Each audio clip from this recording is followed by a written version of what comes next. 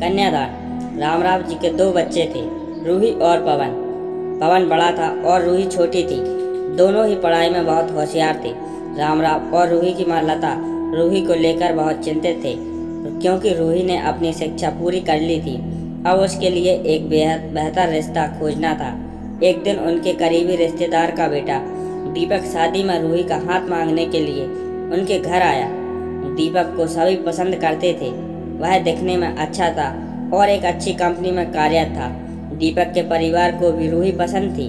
फिर इन सब के बाद शादी की तारीख तय हुई और पवन के भैया और रामराव जी शादी की सारी तैयारियां कर रहे थे, क्योंकि शादी नज़दीक थी।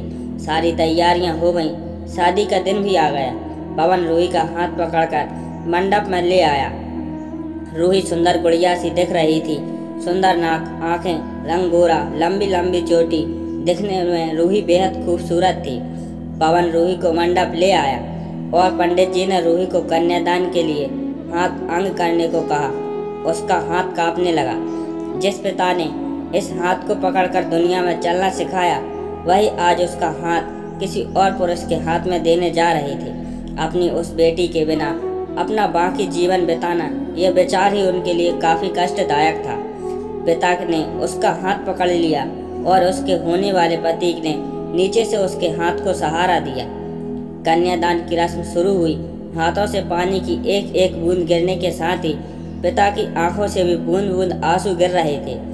अपने कलेजे का टुकड़ा दान करते समय क्या अवस्था होती है, तब वह रामराव ने जाना। वह रस्म खत्म हुई। पंडित जी ने लता और रामराव के हाथ में दियों से भरा पर्दा दिया।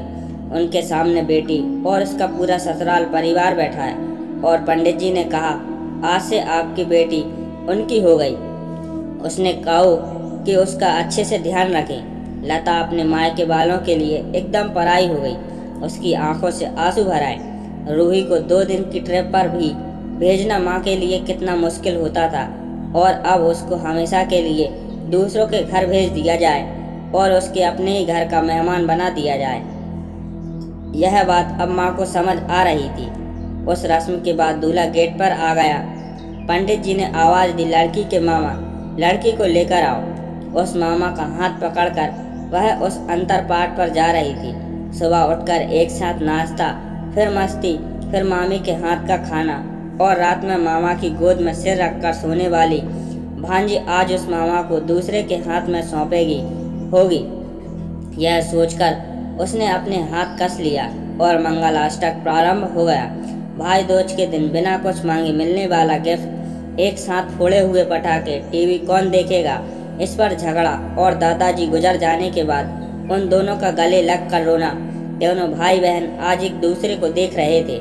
उतनी ही देर में मंगलाष्टक समाप्त हो गए। मंगलाष्टक समाप्त हो जाने के बाद रूही अपने आगे आने वाले नए जीवन को लेकर उत्साहित हो गई। रूही ने वरमाला पहनाई और अपने पति दीपक के पास खड़ी हो गई।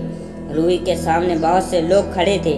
कुछ आशीर्वाद दे रहे थे और कुछ पास होकर स्तुति कर रहे थे। फोटो के लिए कुछ सहेलियां आईं। एक ने उसका हाथ पकड़ा, दूसरी ने उसका पल्लू अटका हुआ निकाला, तीसरी ने उसके आंसू पोंछे। हम घर में रहने के लिए आ रहे हैं, आंटी को बोलना खाना खाने के लिए आएंगे। उसे उस कमरे की आवाज़, एक दूसरे के अधिकार और वह दिन याद आ गए जब वे एक साथ रहती थी। अचानक पति ने दीपक ने कहा कि तुम चारों की तस्वीरें ले लो, मैं साइड में खड़ा हो जाता हूँ। और वह चारों चेहरे हंसे। खाने की कतार में आज रूही माँ पापा से दूर दूसरे लोगों के साथ बैठी थी। खाना खाने के बाद पंडित जी ने गौरी हार की पूजा करने के लिए बुलाया। रूही ने वहाँ मन से पूजा की। माँ ने रूही की झोली भर दी और अनीता आंटी ने कहा कि आप पीछे मुड़ना मत। रूही अचानक चौंक गई। वह आगे बढ़ने लगी। इतने सालों से बच्चे की तरह पाले हुए उस चाचा का बांध टूट गया। स्कूल से घर वापस आने में देर हो जाने पर आश्वस्त होने वाले वह चाचा जी, जन्मदिन पर 5-6 फ्रॉक उसके आगे लाकर रखने वाले चाचा जी, मैं नहीं आने वाली, आज घर में चाची के पास रहूंगी कहकर रोने वाली वह आज हमेशा के लिए दूर चली जाएगी। यह रूही के दूसरे माँ पापा के रूप में चाचा चाची को भी यह बात सहन नहीं हो रही थी। उसकी पहचान आज बदल चुकी थी।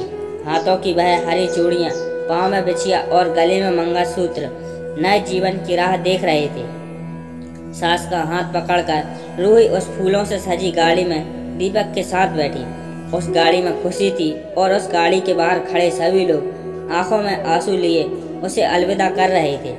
रूही बोली, मम्मी पापा आती हूँ मैं। बहुत मुश्किल होता है अपना कलेजा, अपने दिल अपने ही हाथों से बाहर निकालकर पराए हाथों में सौंपना, और वह अपने कलेजे को, अपने दिल को खुद के दिल से लगा कर रखेगा।